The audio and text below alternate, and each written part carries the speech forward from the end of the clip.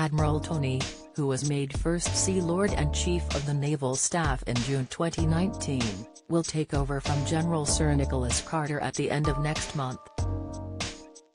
The head of the Royal Navy will lead the armed forces as it undergoes major reforms following the publication of the Integrated Defence Review earlier this year.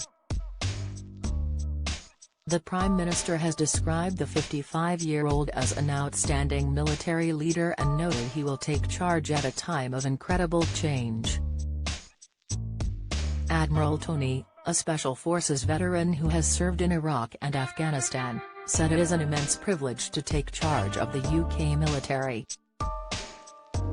He added he is looking forward to working with Defence Secretary Ben Wallace to modernise the armed forces and implement the Integrated Review. Boris Johnson said, "I am delighted to welcome Admiral Sir Tony Raydogan as the next Chief of the Defence Staff. He has proven himself an outstanding military leader as First Sea Lord and Chief of the Naval Staff, and I have every confidence he will be an exceptional Chief of the Defence Staff. Under his command, we have more Royal Navy sailors on the front line, more warships at sea, including our 2 world-class aircraft carriers, and we are leading a shipbuilding renaissance which is creating jobs and protecting lives around the UK."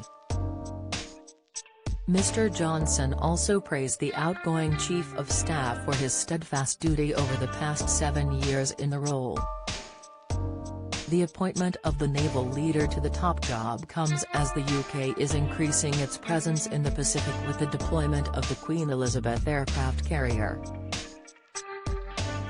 Admiral Tony also played a key role in the new security alliance formed with the UK, US and Australia, known as AUKUS, which aims to counter growing threats in the Indo-Pacific region. He said, "I am humbled to have been selected as the next Chief of the Defence Staff. It will be an immense privilege to lead our outstanding people who defend and protect the UK.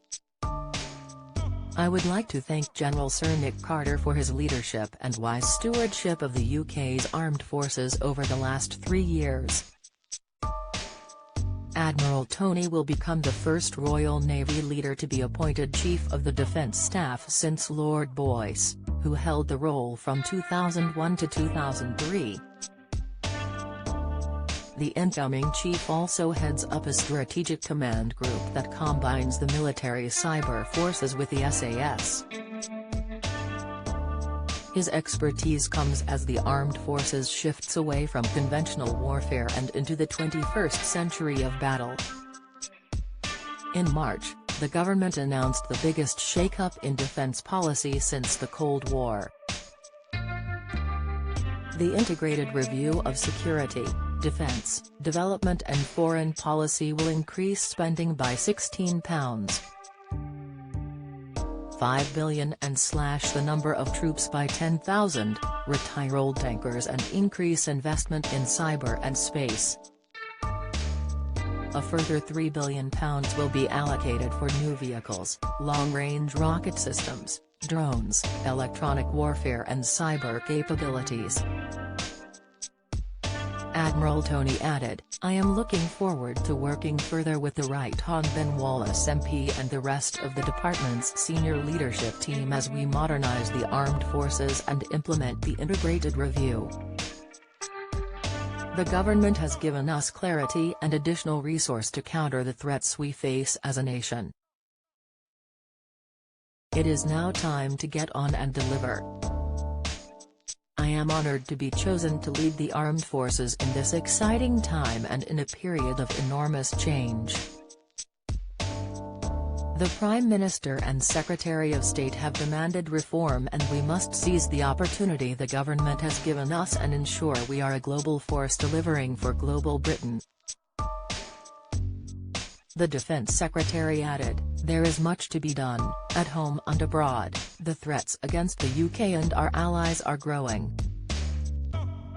Last year this government made the biggest investment in defence since the Cold War and delivered a transformational vision for the future of the armed forces through the Integrated Review and Defence Command Paper.